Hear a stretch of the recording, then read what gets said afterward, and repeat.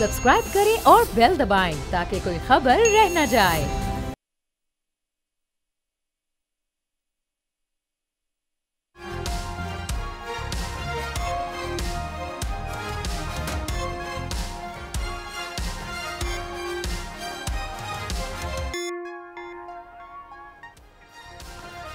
नाज़रीन अस्सलाम वालेकुम। तब्दीली विद डॉक्टर दानिश के साथ हाजिर हैं। पाकिस्तान में दो बड़ी, वैसे तो बहुत सारी बातें हमें सुनने को मिलती हैं, लेकिन मौजूदा सूरत हाल के लिहाज से मैं ये बात कह लेनी जी कि दो बातें सरेआम आती हैं।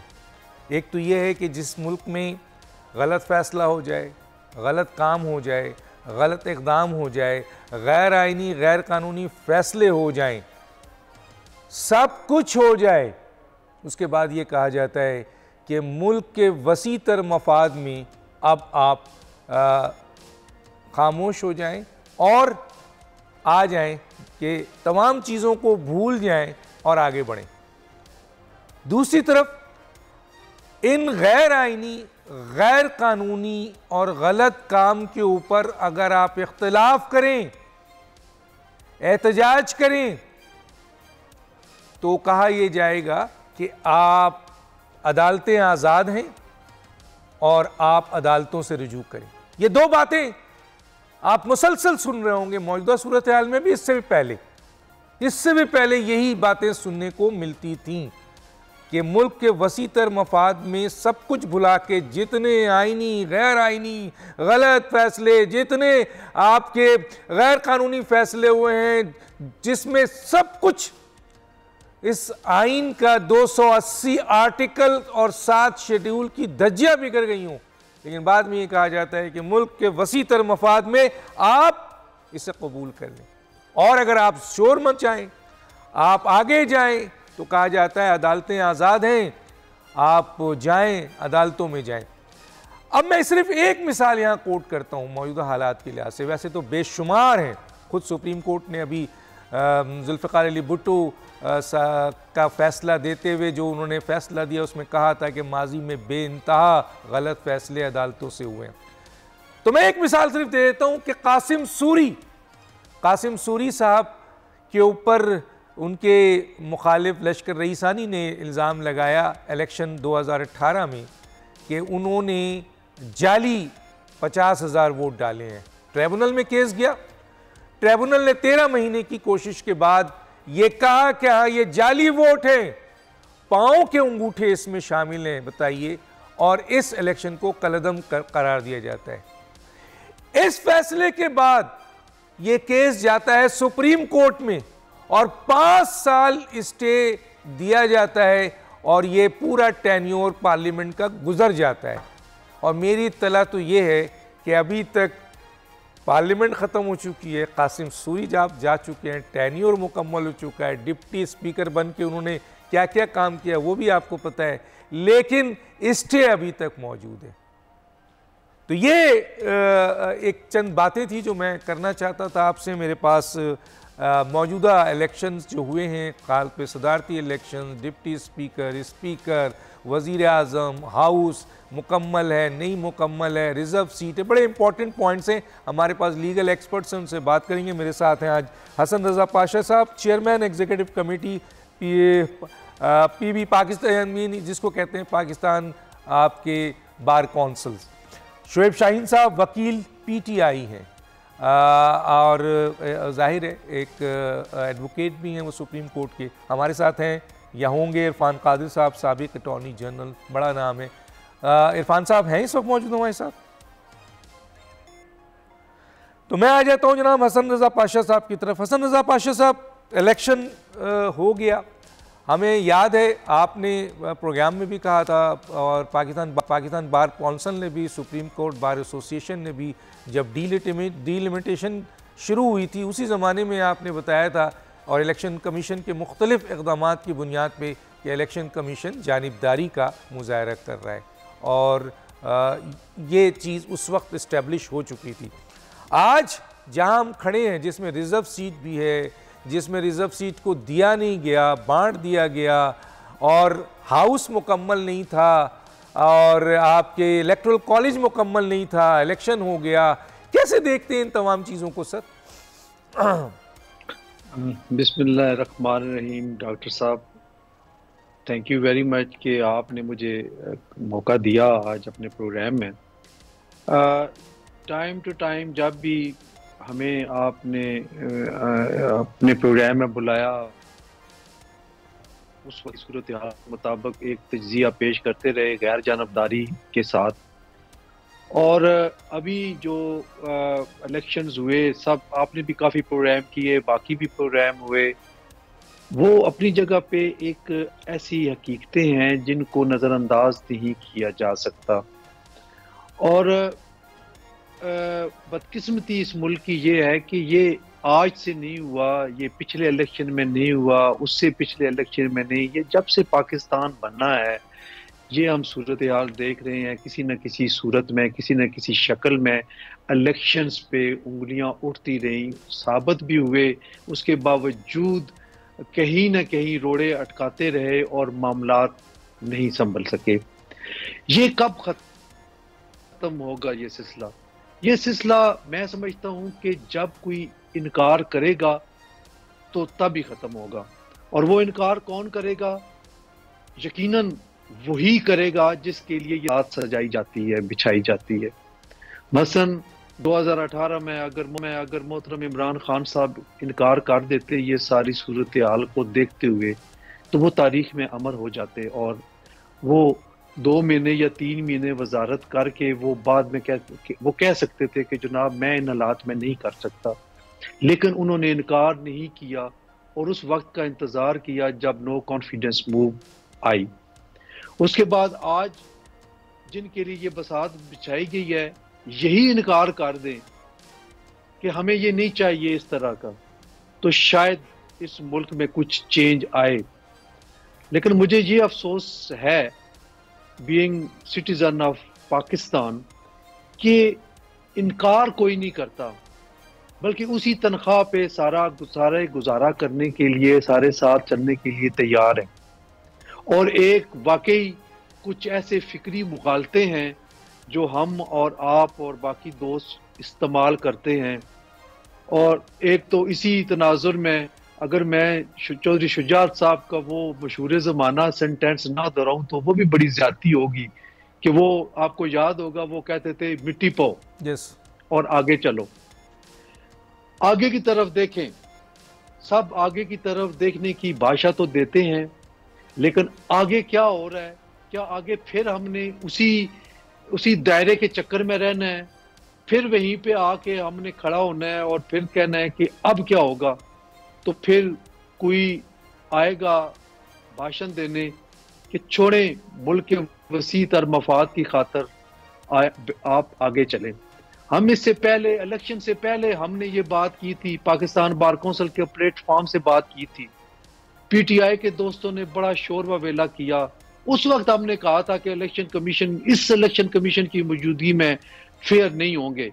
आपने इस पे भी प्रोग्राम किया था, मुझे याद है। मुझे भी बड़ा ग्रिल किया था कि आप चाहते हैं कि इलेक्शन डिले हो, आप चाहते हैं। और पीटीआई के दोस्तों ने तो यहां तक कह दिया कि हम एस्टेब्लिशमेंट के हाथों में खेल रहे हैं, हम मुस्लिम लीग नून का साथ दे रहे हैं, हम इलेक्शन को डिले कराना चाहते हैं। उस वक्त भी मैंने ये अर्ज किया था कि ये टाइम है प्रॉपर कि इलेक्शन से पहले हमने ये हकीकत सामने रख दी है। और मैंने डॉक्टर साहब आपको गवाह बना के ये कहा था कि इलेक्शन के बाद कम से कम 2 पार्टियों के लीडर आपके प्रोग्राम में बैठ के कह रहे होंगे कि इलेक्शन कमीशन ने सही नहीं किया और इनको फारग कर देना चाहिए था। बिल्कुल। लेकिन उस वक्त नहीं सुनी गई बात, उस वक्त पॉलिटिसाइज कर दिया गया हमारी बात को। आज वो बात सही साबित हुई है। मेरे भाई शुएब शाहीन साहब बैठे हैं, इस बात को सेकंड करेंगे कि उस वक्त भी हमने ठीक कहा था, आज भी हम ये ठीक कह रहे हैं। बहरहाल मसलत पसंदी का शिकार हो जाते हैं हम लोग और बाद में वही मिट्टी पाव वाली बात और आगे बढ़ने वाली बात है। ये आपके सामने है सारी सूरत हाल। ठीक। अब मैं आगे चल के जरा मैं शुएब शाहीन साहब का पॉइंट ऑफ व्यू ले लूं, फिर मैं आता हूं इसका टेक्निकलिटी पे कि आईनी तौर पर आप एक कानूनदान हैं, बड़े कानूनदान हैं, बड़े उसके एग्जीक्यूटिव के प्रेसिडेंट हैं, आपका पॉइंट ऑफ व्यू, और आपने बिल्कुल पहले भी कहा था कि ये इलेक्शन कमीशन, हमने तो उस वक्त से एहसन बून साहब और आपके स्टेटमेंट था कि डीलिमिटेशन से जो है वो शुरू हो चुका था, आपके जो इलेक्शन डीलिमिटेशन जिसमें गैर कानूनी तौर पर डील में लिमिट किया गया था, वहीं से जानिबदारी सामने आ चुकी थी। जी, मैं आता हूँ शोएब शाहीन साहब, पीटीआई की तरफ से, आप लोगों की तरफ से बाज़ाब्ता ये कहा जा रहा है कि ये जो इलेक्शन हुआ है, सदारती इलेक्शन, ये जो है ये गैर आइनी है, गैर कानूनी है। एक तो ये बताइए, और दूसरा ये जो आपकी रिजर्व सीट दे दी गई है दूसरों को, जिसकी बुनियाद पर उन्होंने इलेक्शंस में खासी तादाद हासिल कर ली है, इसके ऊपर भी ज़रा आपका कमेंट चाहिए। पहली बात तो यह है कि जो इलेक्शन से पहले तमाशा और ड्रामा लगा रहा, जो जिस तरह सिंबल हमसे छीन लिया गया, यानी जो पार्टी का आइन है वो बालातर है पाकिस्तान के आइन के। पाकिस्तान का आइन ताबे हो गया है कि एक पोलिटिकल पार्टी के आइन के नीचे। अच्छा जी, हमें तो कहा गया कि आपके इलेक्शन फ्री फेयर नहीं हुए। मुझे बताएं कि जो पाकिस्तान के इलेक्शन हुए हैं वो बहुत अच्छे, फ्री फेयर एंड ट्रांसपेरेंट हुए हैं, और जो कुछ किया है इन्होंने तमाशा लगाया है रिटर्निंग ऑफिसर्स ने, जो 70 अरब रुपए खर्च करके सिर्फ एक 20 रुपए की बॉल पॉइंट के जरिए सारी कटिंग करके, टेम्परिंग करके रिकॉर्ड चेंज कर दिया गया, और सब कुछ हमारे पास एविडेंस होने के बावजूद। अब मैं ये वाला मेरा इस्लामाबाद का जो पॉश एरिया है, जहां इस वक्त सुप्रीम कोर्ट है, हाई कोर्ट है, इलेक्शन कमीशन है, पार्लियामेंट हाउस है, प्राइम मिनिस्टर हाउस है, और यहाँ से हम जीते हैं। पूरे देहातों से जीता हूँ। 1,05,000 वोट लिया है, और जो 50,000 जिसने वोट नहीं लिए उसको जिता दिया गया, और सारा रिकॉर्ड मौजूद है, टेम्परिंग मौजूद है। और बल्कि अजीब बात यह है कि फॉर्म 48, 49 बन रहे हैं 12 को, नोटिफिकेशन हो गया है 11 को, और 11 को ही इलेक्शन कमीशन स्टे दे रहा है, रिटर्निंग अफसर लिख के दे रहा है कि हमने कोई प्रोसेस फर्दर कंसोलिडेशन नहीं करनी क्योंकि इलेक्शन कमीशन स्टे दे चुका है। मतलब ये इतने बड़े जराइम है कि जिसकी कोई अनलिमिटेड, और कोई सुनने वाला नहीं है, कोई पूछने वाला नहीं है। इलेक्शन कमीशन के पास गया, उसने पिटीशन डिसमिस कर दी, हाई कोर्ट ने नोटिफिकेशन सस्पेंड किया जी, इलेक्शन कमीशन ने फैसला किया, इलेक्शन कमीशन ने 2 दिन के अंदर उसको डिसमिस कर दिया।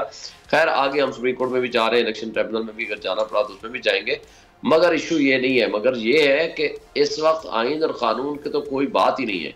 अब रिजर्व सीट का जहां तक ताल्लुक है, मुझे बताएंगे एक रेवेन्यू की तरह आपने बांटना है कि जी बच गई है, आप अपने मनपसंदीदा लोगों को दे दो। भाई जिस पार्टी का जो ड्यू शेयर होता है आर्टिकल 51 के तहत आपने उनको देना है। हमारी पार्टी का हमारा हक है, चले हम फॉर द टाइम बीइंग हम प्रिज्यूम करते हैं कि हमें मिलना है या नहीं मिलना है, एक क्वेश्चन है to be determined by the court of law. मुझे बता दें बाकी पॉलिटिकल पार्टीज को किस अंदाज से और किस तरीके से दे दिया इलेक्शन कमीशन ने, फरमाइशी एप्लीकेशनें मंगवाई, उनको उठा करके दे दिया।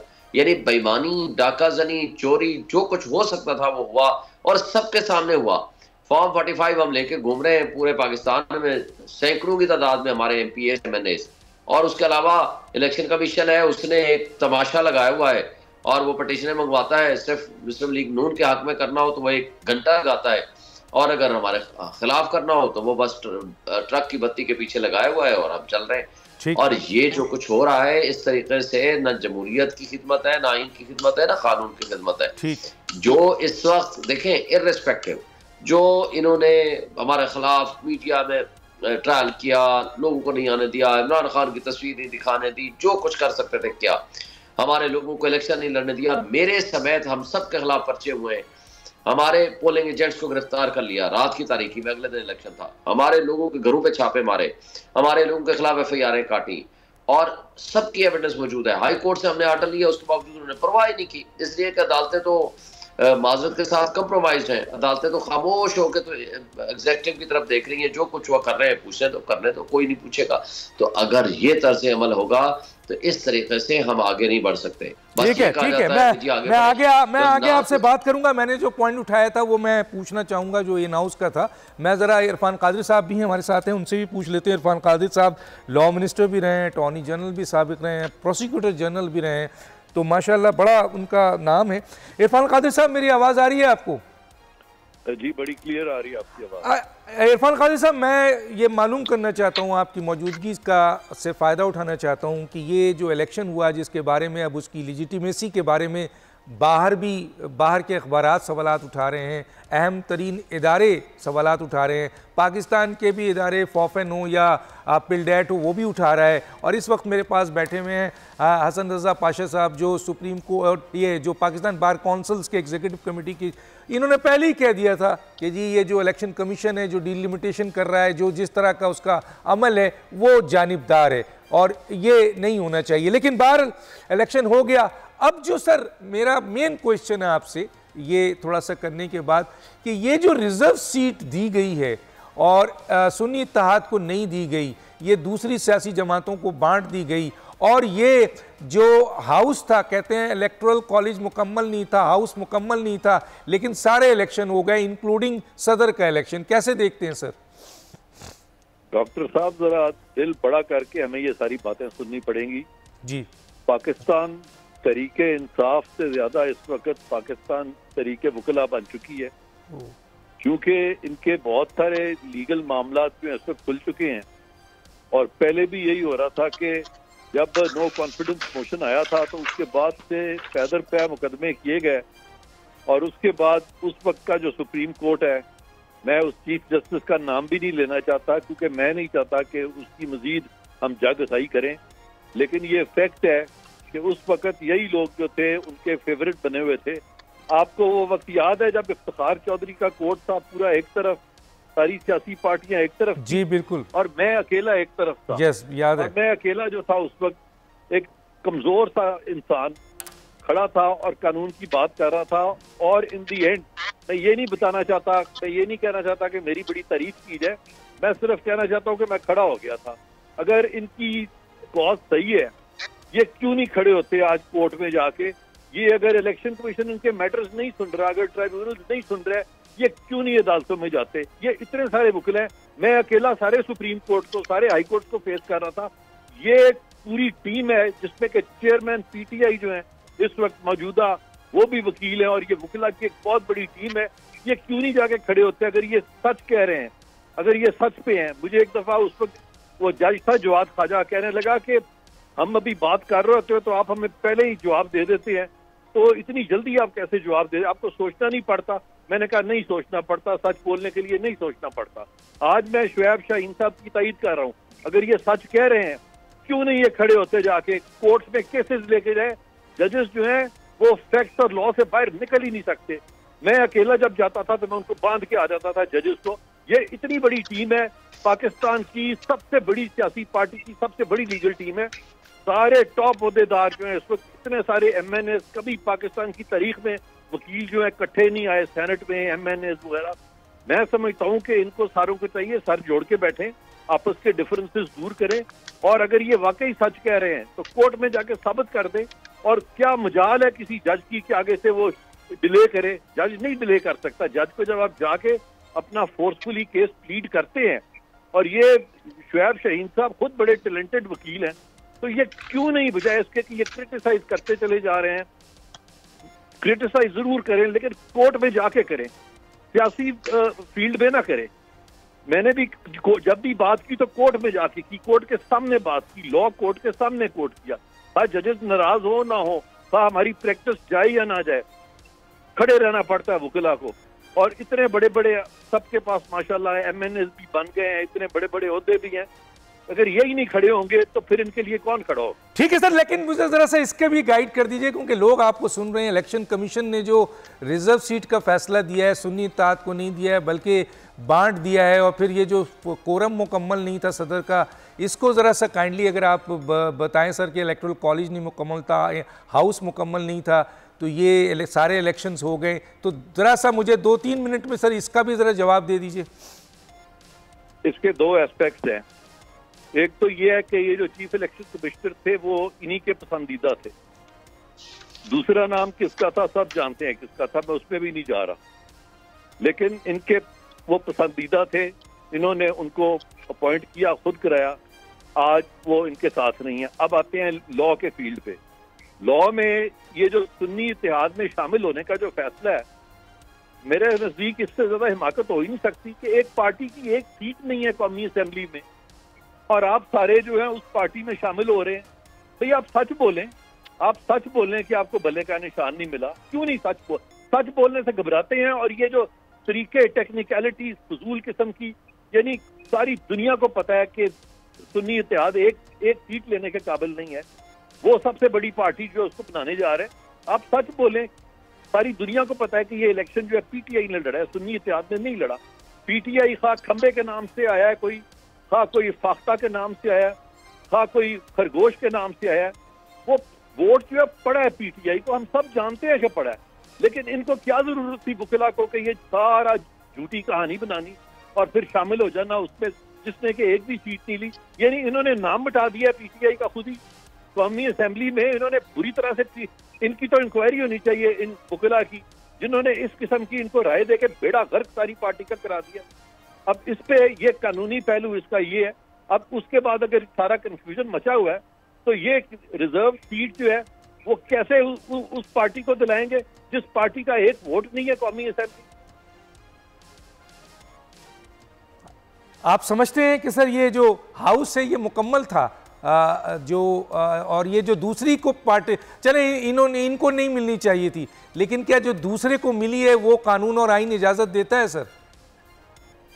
नहीं, क्या सवाल है दूसरे को? मेरा सवाल यह है कि जो रिजर्व सीट सुन्नी इत्तेहाद को नहीं दी गई चले, लेकिन जो दूसरे सियासी जमातों को बांट दी गई, तो कानून और आईन में कहाँ लिखा है सर कि ये यमन के इलेक्शन एक्ट 2017 में भी कहीं नहीं है कि आप दूसरों को, तो आप सही कह रहे हैं, दूसरों को तो in proportion to the general seat दी जाएगी ना, कि जो जनरल सीट इन्होंने जीती हैं उसके प्रोपोर्शन में दी जाएंगी। लेकिन सुन्नी इत्तेहाद ने तो जनरल सीट कोई जीती नहीं है, उसको किस प्रोपोर्शन से आप देंगे? आप खुद ही तो इन्होंने कंफ्यूजन सारा फैला दिया। तो ठीक है सर, कंफ्यूजन है, लेकिन मसला ये है कि आप समझते हैं कि इलेक्शन कमीशन ने वैसे ये गए थे सुप्रीम कोर्ट में बल्ले के निशान के लिए और वहां से इनको बल्ले का निशान नहीं मिला था इंटर पार्टी इलेक्शंस के हवाले से। सर ऐसे सियासत नहीं होती कि आप अपना केस ही ना प्लीड कर सकें और अपनी प्रैक्टिस बिताते रहें। प्रैक्टिस को कुर्बान करना पड़ता है सच के लिए। सर ये पाकिस्तान की तारीख में हमने देखा है, बड़ी जबरदस्त बात की है सर आपने। ये सच पे हैं और प्रैक्टिस कुर्बान करते हैं, जैसे कि अभी हसन रजा पाशा साहब ने कहा, खड़े नहीं होते, खड़े ही नहीं होते। वो उन्होंने सही कहा कि उस वक्त खान साहब क्यों नहीं खड़े हो गए थे 2018 में। ये सब नहीं खड़े होते। जब ये खड़े ही नहीं होंगे तो इनके लिए कौन खड़ा होगा? हसन रजा पाशा साहब खड़े होंगे। बहुत सही बात है, बहुत सही बात है। मैं ब्रेक पे जाऊंगा, मैं आपको कोट करते हुए ब्रेक पे जाऊंगा और फिर आकर तीनों मेहमानों से बात करता हूं कि ये जो वकील होते हैं, चाहे वो हुकूमत के हों चाहे किसी पार्टी के हों, वो सुप्रीम कोर्ट के सामने जो है वो खड़े नहीं होते। खड़े होने से मुराद ये है कि वो अपनी नौकरी बचाते हैं, वहाँ जिस तरह सुप्रीम कोर्ट चाहती है या चीफ जस्टिस जाते हैं उनके हाँ में हाँ मिला के निकल जाते हैं। हालांकि उनके पास बहुत दलाइल और कानूनी नुकात होते हैं जो वो सुप्रीम कोर्ट के चीफ जस्टिस से इरफान कादिर की तरह खड़े होकर बहस कर सकते हैं, आर्गूमेंट्स कर सकते हैं, दलाइल दे सकते हैं, लेकिन नौकरी बचाई जाती है। एक छोटे से ब्रेक, फिर वापस आते हैं।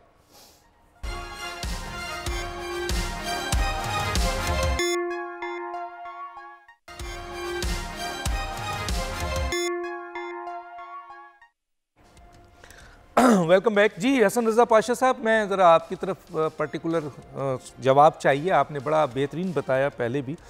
सर मुझे ये बताएं कि अगर कौमी असम्बली का कोरम मुकम्मल नहीं होता है और निशानदही हो जाए तो वो इजलास नहीं हो सकता, वहाँ पर फिर कोई कानून भी नहीं बन सकता, ना कोई बिल पास हो सकता है, ना कोई डिस्कशन हो सकता है। मेरा ख्याल है कि अगर आप इसको तस्लीम करें तो फिर अगला सवाल मेरा ये है कि अगर असम्बली का कोरम मुकम्मल होने पर असम्बली इजलास नहीं हो सकता और कोई बिल नहीं पेश किया सकता, तो मुझे ये बताइए कि जब पूरा हाउस मुकम्मल नहीं है, वहाँ आपने deputy speaker, speaker, prime minister और सदर सबके इलेक्शन करवा दिए। कैसे देखते हैं सर इसको? डॉक्टर साहब, कोरम वाली बात मैं इत्तफाक करूँगा कि अगर कोई मेंबर निशानदेही कर देता है तो फिर वो ना तो फिर इजलास आगे जारी रह सकता है और ना ही कोई कानून साजी हो सकती है। ये तो बात बिल्कुल ठीक है। अब आते हैं ये असेंबली का इजलास, असेंबली मुकम्मल ना होने की सूरत में उसकी क्या इम्प्लीकेशंस हैं। सबसे पहले तो बात यह है कि आप जब भी कोई असेंबली का इजलास बुलाते हैं तो कोई ना कोई आप सीट खाली मिलती है, बाज़ औक़ात कोई डेथ हो जाती है, कोई इस्तीफ़ा दे देता है, कोई वैसे फारग हो जाता है बाई इम्प्लीकेशन ऑफ लॉ के जी के वो उसको कोर्ट डिक्लेयर कर देती है कि उस डी सीट कर देते हैं, तो वो भी फिर असेंबली मुकम्मल नहीं होती। सूरत हाल इतनी है कि आप जो क्वेश्चन आप करना चाह रहे हैं डायरेक्टली, वो मेरा ख्याल है वो ये है कि कौमी असेंबली में जब स्पेशल सीट्स मुकम्मल नहीं हुई तो क्या फिर उसका इजलास हो सकता है? मैं बिल्कुल कहूँगा कि हो सकता है। उसकी वजह यह है कि असेंबली का इजलास फॉर इनडेफिनिट पीरियड सस्पेंड नहीं हो सकता। आगे आईनी तकाजे पूरे करने आपने with in specified time assembly का इजलास बुला के आपने स्पीकर और डिप्टी स्पीकर को मुंतखब करना है, जिससे 30 दिन अगर इस बात पे के जी के दो अब देखें फिर एक और भी एतराज आ नहीं सर, 21 दिन का और आपके 91-2 है, 21 दिन है और फिर 30 दिन जो है सदर के इलेक्शन के लिए है। सर आईनी तो है, ये तो है, लेकिन सर देखे ना 224 भी था, इससे पहले भी इलेक्शन की डेट है, 90 दिन में इलेक्शन कराने का है, कानूनी तो बहुत सारे मैटर्स हैं। आप इन दोनों को मिक्स अप ना करें, दोनों डिफरेंट चीजें हैं। अच्छा। 224 अलग चीज है और 21 डेज के अंदर असेंबली का इजलास होना वो मैंडेटरी प्रोविजन है, वो और चीज है। आप अगर दोनों को जी ये फलां सेक्शन में उस वक्त ये हुआ था और आर्टिकल फलां की खिलाफ वर्जी हुई है तो इधर क्यों हो? मैं तो आइन को फॉलो करूंगा ना सर। अगर आइन की खिलाफ, अगर आइन हसन रजा साहब आइन की खिलाफ वर्जी अगर एक चीज में हो रही है तो दूसरे चीज में होने दे, इसमें होती है तो नहीं हो। अच्छा, तो क्या ये नहीं सर, अभी आप जो इस वक्त का क्वेश्चन है वो आपका ये है कि क्या तरजीही लिस्ट जो दी गई थी एक, वो उसके मुताबिक वो उन पार्टी को नहीं दी गई और वो इलेक्शन कमीशन ऑफ पाकिस्तान ने अगरचे अनाउंस कर दिए हैं और हाई कोर्ट ने उसको स्टे दे दिया, तो हाई कोर्ट अगर चाहती तो फिर वो असेंबली का इजलास की भी स्टे दे देती, क्यों नहीं दिया? इसलिए कि हाई कोर्ट या कोई सुप्रीम कोर्ट असेंबली के जो अंदरूनी मामलात है उनमें दखल अंदाजी नहीं कर सकती, इसीलिए उन्होंने स्टे नहीं दिया। मीनिंग देयर बाय कि असेंबली का वजूद जब आ गया 21 दिन के अंदर अंदर उसने उस सेशन हो अंदर प्रेसिडेंट ऑफ पाकिस्तान का इलेक्शन होना है, ये मैंडेटरी प्रोविजंस हैं। तो इसलिए कि जी के इजलास अब मुझे जरा, अब मुझे सर एक बड़ा अहम मसला आपकी मौजूदगी का और जनाब साबिक अटॉर्नी जनरल जनाब और शाहीन साहब की मौजूदगी में एक सवाल करना चाहता हूं सर। एक तालिब इल्म हूं, आप लोगों से सीखता हूं और पढ़ता हूं। मुझे ये बताइए सर, एक आइन का आर्टिकल 51 है जिसमें मखसूस नशिस्तें डिस्क्राइब की गई हैं, एलोकेट की गई हैं। इसका मतलब है कि रिज़र्व सीट अक़लियत की 10 और 60 ख़वातीन की सीट है। 51 तो ये कहता है, लेकिन सर मैं जब आइन का आर्टिकल 226 पढ़ता हूँ और कहें तो मैं पढ़ भी देता हूँ, उसके लिहाज से तो कोई इलेक्शन किसी तरह भी रिज़र्व सीट या इस तरह की आपकी वुमेन सीट और अक़लियत सीट को 226 जो है वो सपोर्ट नहीं करता है। वो कहता है कि प्राइम मिनिस्टर और चीफ मिनिस्टर के इलेक्शन के अलावा जितने भी इलेक्शन कॉन्स्टिट्यूशन के अंदर होंगे वो सब के सब जो हैं खुफिया बैलेट से होंगे। मैं आई करेक्ट सर? जी सही कह रहे हैं आप, बिल्कुल ठीक कह रहे हैं। आप बताइए सर, हसन रजा पाशा साहब आप बताएं, फिर मैं जाऊंगा। जी सर आप बताएं। मैं वही अर्ज कर रहा हूं कि ये जो है परवेज मुशर्रफ जो है उसने ये रौनक लगाने के लिए ये सीट्स का इनका उसके बाद कई असेंबली आई सर, उसके बाद कई असेंबली आई। हसन रजा साहब मुझे उज्जत करने दें, उसके बाद कई असेंबली आई है। मैं वही कह रहा हूँ जी डॉक्टर साहब, मैं वही कह रहा हूँ कि कोई इनकार नहीं करता, कोई साइड पे कोई भी नहीं जा रहा। क्या सबको नहीं पता कि ये जो मखसूस नशिस्तें हैं, ये जो सियासी घराने हैं या कोई सीजन किस्म के पॉलिटिशियंस हैं उनकी फैमिलीज में चली जाती हैं? सब ने क्या, उनकी क्या कंट्रीब्यूशन क्या है इस पूरे प्रोसेस में? क्या है उनकी कंट्रीब्यूशन? कुछ भी नहीं। सिर्फ ये है फलां की बीवी है या फलां, बोले ये तो कोई बात ना हुई। क्या पूरा वो इलेक्शन प्रोसेस के साथ वो नहीं आते? सिर्फ जो पार्टी इलेक्शन जिस तनासब के साथ वो जनरल सीट्स लेती है, उस तनासब से उनकी तरजीह लिस्ट के मुताबिक उनको दी जाती है। तो ये खत्म होनी चाहिए। मैं तो कहता हूँ कि ये खत्म होनी चाहिए, इसकी जरूरत ही नहीं है। लेकिन जब लेकिन से पहले हसन रजा पाशा साहब, आप उस्ताद हैं, मैं एक सवाल जरूर पूछूंगा। जब आइन का आर्टिकल 220, क्योंकि आप अभी आइन के बारे में बता रहे थे, जब आइन का आर्टिकल 226 मौजूद है, उसकी मौजूदगी में आप ये रिजर्व सीट एलोकेट कैसे करते हैं सर? या तो 226 में अमेंडमेंट लाएं या इसको निकाल के बाहर फेंक दें। ये भी तो आइन उस वक्त की पार्लियामान ने आइन में अमेंडमेंट की और उस वजह से लेकर आए। यही तो मैं कह रहा हूं। तो ये सही, तो आप समझते हैं कि सही अमेंडमेंट है? 226 टू 1973 से मौजूद है सर। नहीं, मैं इस अमेंडमेंट को मुनासिब नहीं समझता कि ये जिस तरीके से ये परवेज मुशर्रफ साहब ने की है। ठीक है सर, ठीक है। फिर उसको 18वीं तरमीम के जरिए उसको मजबूत किया गया, तमाम असम्बलियों ने किया। मैं आता हूं जनाब, पहले जरा शाहीन साहब से पूछ लूँ। इरफान कादिर साहब ने बड़े सवालात उठाए हैं और हसन रजा पाशा ने भी ये कहा कि आप लोगों को अदालतों में अपना केस लड़ना चाहिए। जी सर, क्या कहते हैं? डॉक्टर दानिश साहब, हम कब कहते हैं हम इलेक्शन लड़ के हम अदालतों में नहीं जाएंगे और अदालतों से हम अपना केस नहीं लड़ेंगे। हम तो हर जगह पे अपना केस लड़ रहे हैं। हम तो एहतजाज का रास्ता भी अडॉप्ट कर रहे हैं। हम आज पूरे पाकिस्तान में एहतजाज किया है। पंजाब में हमारे बड़े सीनियर वकीलों को गिरफ्तार किया गया, लतीफ़ खोसा को, सलमान अकरम राजा को और कई और वकला को भी और हमारे वर्कर्स को भी।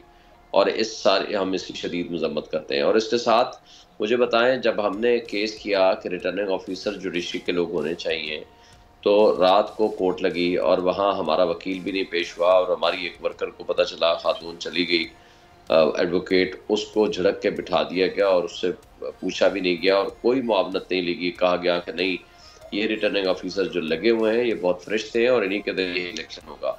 और इन फरिश्तों ने जो कमाल किया है वो पता नहीं कहाँ से उन्होंने वो इंफॉर्मेशन ली है या कहाँ से उन्होंने इंस्ट्रक्शंस ली हैं। अब हम आगे आते हैं कि दूसरा जो सिंबल वाला केस था, मुझे बताएं किस तरीके से वो खड़े हुए। वकीलों ने अपने केसेस आर्गू किए, लेकिन जो कुछ बेंच ने फैसला किया वो सारी तारीख ने और सारी कौम ने देखा। पाकिस्तान के आइन को एक पार्टी के आइन के ताबे कर दिया गया और कहा गया कि आपको सिंबल नहीं मिल सकता। और इसके बावजूद कि डिस्क्रिमिनेशन थी कि ANP को तो 20,000 जुर्माना दे के कहा 6 महीने बाद अपना इलेक्शन करा के रिजल्ट लेकर आए। हमने अपना इलेक्शन किया हुआ था। अगर आपको इतराज़ भी था, आप सिंबल ना छीनते, आप कहते कि ठीक है जी 1 महीने बाद दोबारा इलेक्शन करा लें, मगर टिल देन आप 5 साल बाद एक इलेक्शन आता है, पार्टी मौजूद है, वो डिस्पेंटल नहीं हुई, डिसॉल्व नहीं हुई, आप किस तरह आप हमसे हमारा निशान छीन सकते हैं? मगर इस सब कुछ के बावजूद भी जो कुछ हुआ इलेक्शन डे पे के बाद, इलेक्शन नाइट को और रात को रिजल्ट से हम जीत चुके थे और अगले दिन जा करके जो रिजल्ट बदले गए वो सबके सामने है। और जो कुछ हुआ है वो हम उसकी तफसील में जाए बगैर हम इंशाल्लाह सुप्रीम कोर्ट में जा रहे हैं। आर्टिकल 184(3) में कल जाएं या परसों जाएं, बस एक आध दिन में ही हम जाने, हमारा केस तैयार है। हम वहाँ जुडिशल कमीशन की इस्तदा करेंगे कि फॉर्म 45 की आप अथेंटिसिटी चेक करके इसके मुताबिक आप केस फैसला कीजिए कि किसकी कितनी सीटें बनती हैं। और अगर ट्रिब्यूनल में जाना पड़ा उसके लिए भी हमारे पास 45 डेज हैं, बिल्कुल हम जाएंगे ज़रूर। कोई भी फोरम हमने नहीं छोड़ना। हम क्रिमिनल FIR भी दर्ज कराएंगे जिन्होंने रिटर्निंग ऑफिसर्स ने ये जुर्म किया है, चूँकि फोर्स डॉक्यूमेंट बनाए हैं, टेम्परिंग की है। 468, 471 और 420 का उनके खिलाफ बनता है, FIR बनती है। और वो FIA हो या पुलिस हो, हम वहाँ बिल्कुल दर्ज कराएंगे। इस्तिगासे में जाना पड़ा वो भी करेंगे। हमारे पास सारे ऑप्शंस खुले हैं। हम किसी जगह अपने आप को कॉम्प्रोमाइज़ नहीं कर रहे। हाँ, अलबत्ता जो कॉम्प्रोमाइज़ जजेस हैं, निज़ाम इंसाफ हमारा इतना स्लो है, जो इंडिपेंडेंट जजेस हैं उनकी तादाद मेरा ख्याल है उनके पास या केस लगने नहीं दिया जाता या वो लगती नहीं है। और जो कॉम्प्रोमाइज़ जजेस हैं और उन्होंने होल्ड किया हुआ है और उसकी वजह से हमारे रास्ते में रुकावटें हैं। लेकिन मैं एक बात कहना चाहता हूँ कि एक ही वाहिद उम्मीद और रास्ते की एक किरण है, वो अदलिया है। अगर उसने वो उम्मीद भी ख़त्म कर दी तो जितनी बददिली मायूसी ऑलरेडी फैल चुकी है वो उसमें इजाफा होगा। उसका नुकसान हमारे मुल्क की मईशत को भी होगा, हमारे 25 करोड़ आवाम को भी होगा और हमारे मुस्तकबिल को भी होगा। ठीक, मैं ज़रा इरफान कादरी साहब से दो अहम सवाल पे आने जाऊँगा, उनकी मौजूदगी का फ़ायदा उठाऊँगा। एक तो मैंने सर वो सवाल उठाया था कि 226 मौजूद है और 51 भी आया है, इसको आप कैसे देखते हैं? और दूसरा सर, मैं जुल्फ़िकार अली भुट्टो साहब के केस को जिस तरह 9 रुकनी जजेस ने फ़ैसला सुनाया और ये कहा ट्रायल जो है वो सही नहीं था, तो क्या इतना ही काफ़ी था सर? क्योंकि जुल्फ़िकार अली भुट्टो साहब तो चले गए, पाकिस्तान को जो नुकसान पहुँचा उसके बाद उसका कोई एहतसाब, कोई चीज़ नहीं। क्या वाकई कानून इजाज़त नहीं देता है? हालांकि कहा गया है कि क्यूरेटिव आपके रिव्यू के ज़रिए ये इस्टेब्लिशमेंट, ये पार्लियामेंट कोई आइन साजी करे तो कुछ हो सकता है। कैसे देखते हैं सर? सबसे पहली बात तो ये है कि ये 226 का जो मुआवजा आप 51 से कर रहे हैं, डॉक्टर साहब विद अटमोस्ट रिस्पेक्ट, आपका मुझे बड़ा एहतराम है, लेकिन 226 का 51 से कोई दूर दूर का ताल्लुक नहीं है। अच्छा, 51 जो है वो तो सिर्फ ये बात कर रहा है ना रिजर्व सीट की, कि रिजर्व सीट में तो इलेक्शन है ही नहीं। तो जब रिजर्व सीट में इलेक्शन है ही नहीं तो सीक्रेट बैलेट की रेलेवेंसी कोई नहीं रहती।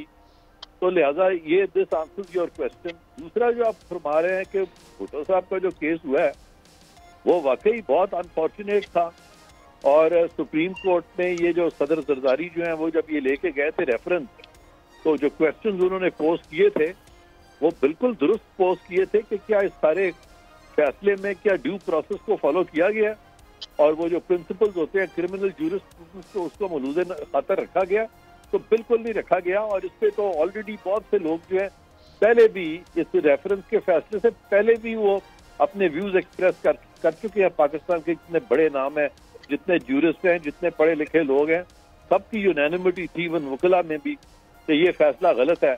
अब मैं समझता हूँ कि सदर जरदारी जो है फिर पाकिस्तान के सदर बने हैं, और अगर कभी मुझे मौका मिला तो किसी को भी हमें चाहिए कि सदर साहब को बताएं कि जी बहुत सारे और भी केसेस हैं जहाँ पे कि भुट्टो साहब के केस में तो सिर्फ ये था ना कि जी फेयर ट्रायल नहीं हुआ था और बहुत ज्यादती की गई तो उनको फांसी दे दी गई। तो यहाँ पे तो ऐसे केसेस भी हैं जहाँ पे कि फेयर ट्रायल तो दूर की बात है, ट्रायल भी नहीं हुआ और वहाँ पे भी इन्होंने फैसले कर दिए। वो सारे फैसले भी खत्म होने चाहिए, और ये बहुत सारी चीजें हैं। और आगे अब दूसरी बात जो शुएब शाहीन साहब ने बड़ी अच्छी की है, इन्होंने बड़े दो टोक अंदाज में आज बात की है कि कुछ जजेस हैं जो कि वो कहते हैं कि वो इंसाफ नहीं करते। तो मैं चाहता हूं कि ये उन जजेस के नाम बताएं कि कौन से जजेस हैं जो इंसाफ नहीं करते। जरूरी है, ये लाजिम है वकीला पे, ताकि उनके मामला जो है वो भी सुप्रीम जुडिशल काउंसिल में जाएं कि भाई क्यों नहीं आप इंसाफ करते। ये तो सबसे बड़ा मिसकॉन्डक्ट है इंसाफ ना करना। तो मैं समझता हूं कि तमाम वकीला बरादरी को चाहिए कि ऐसे जजेस के नाम जो है वो आपस में बैठ के इकट्ठे करें, तय करें, ताकि सिर्फ वो जजेस हमारी अदलिया का हिस्सा बने जो इंसाफ करते हैं, जो इंसाफ में खासतौर पे सियासी मामलात में भी अगर इंटरेस्ट है और वो रिक्रूज नहीं करते और जबरदस्ती बैठे रहते हैं और लगता है कि वो वहाँ पे उन्होंने कोई डंडी मारी है, तो उनके मामले सबके सुप्रीम जुडिशल काउंसिल में जाने चाहिए। और इस पे मैं बिल्कुल इत्तेफाक करता हूँ कि ये अभी अगर आपके प्रोग्राम की वसातत से नहीं भी ये नाम बताना चाहते तो कभी हमारी वकीला बरादरी में जब बैठते हैं तो हमारे साथ बैठे, सब मिलके तय, पीपल्स पार्टी बताए कौन से जजेस हैं जो इंसाफ नहीं करते, पीटीआई बताए कौन से जजेस हैं जो इंसाफ नहीं करते, पीएमएलएन सामने आए बताए कौन से जजेस इंसाफ नहीं करते। अब सारे पार्लियामान में बैठे हैं, क्यों नहीं बैठ के इस तरफ जाते कि अदलिया की तश्कीलें 9 की जाए, ताकि जो जो इंसाफ नहीं करते उनकी जगह तश्कीलें 9 की जाए या जुडिशल रिफॉर्म्स लाए जाए, ताकि ये जो एक दरीना शिकायत है पाकिस्तान की सारी पॉलिटिकल पार्टीज को पिछले 70-75 साल से कि ये जज साहिबान ने जो हशर किया है पाकिस्तान की ज्यूरिस्प्रूडेंस का, उसको आखिर कभी तो ठीक करना है ना हमने, या इसी तरह आपस में लड़ते रहेंगे और इन्हीं जजों के हाथों हम जो है अपने आप को इंसाफ का कत्ल होते देखेंगे। ये सारी चीजें बड़ी संजीदा चीजें हैं, ये जो है ये सड़कों पे तय नहीं होंगी, ये कौमी असेंबली में तय होंगी। ये अगर आप ये कहें कि जी जहां हमें बैठना चाहिए बतौर लीडर ऑफ दी ऑपोजिशन के, वहां हम बाहर निकल जाते हैं सड़कों पे। हमें अगर धरनों की बात है और अगर एहतजाज की बात है तो फिर तो हर जमात को चाहिए कि ना वकला की तो जरूरत ही नहीं है, पढ़े लिखे लोगों की फिर जरूरत नहीं है, फिर ये सब पहलवान जो है, जितने पहलवान सर ये हसन रजा पाशा साहब ने, हसन रजा साहब आप वक्त बिल्कुल मेरे पास 30-40 सेकंड है, लेकिन एक जुमला मुझे उस पर भी आना था 226 पे, लेकिन आप उस्ताद है, मैं किसी स्टेज पे ज़रूर आपसे बात करूंगा, उज्जत करूंगा। लेकिन एक सवाल जो हसन रजा पाशा साहब ने कहा था, उन्होंने कहा कि सियासी जमातें जो हैं वो क्यों नहीं फैसला करती हैं, क्यों आपके ऐसे इलेक्शंस को जो कि जाली होते हैं उसको एक्सेप्ट करके मोहरा बनाकर अपने आप को लाडला बनाकर पेश कर देती हैं। तो ये तो सियासी जमातें जिम्मेदार हैं सर सारी चीज़ों की। जी इरफान कादिर साहब 30 सेकंड है, इस पे ज़रा कमेंट्स। जी मैं बिल्कुल आपसे मुत्तफिक हूँ, इस पे सारी सियासी जमातें जो है उन पे इत्तफाक होना चाहिए ताकि पाकिस्तान में सिविलियन सुप्रीमेसी जो है वो एस्टेब्लिश हो। और जो सब अगर ये कहते हैं कि वोट को इज्जत दो, तो फिर वोट को तो इज्जत तभी मिलेगी कि जिनको अवाम इलेक्ट करेंगे वो असेंबलियों में बैठे और वही आइंदा कानून साजी भी करें, और उनको निकालने के लिए जो अनइलेक्टेड लोग हैं वो ना बैठे होंगे, उनको जब चाहे उनको निकाल दें। ठीक है, तीनों मेहमानों का बहुत शुक्रिया। इसी स्टेज पे इंशाल्लाह और बातचीत की जाएगी। 1-2 पॉइंट्स थे जो मुझे करने थे लेकिन टाइम नहीं था। तीनों मेहमानों का दोबारा शुक्रिया अदा करता हूँ। डॉक्टर दानिश को याद दीजिए। अल्लाह हाफिज़।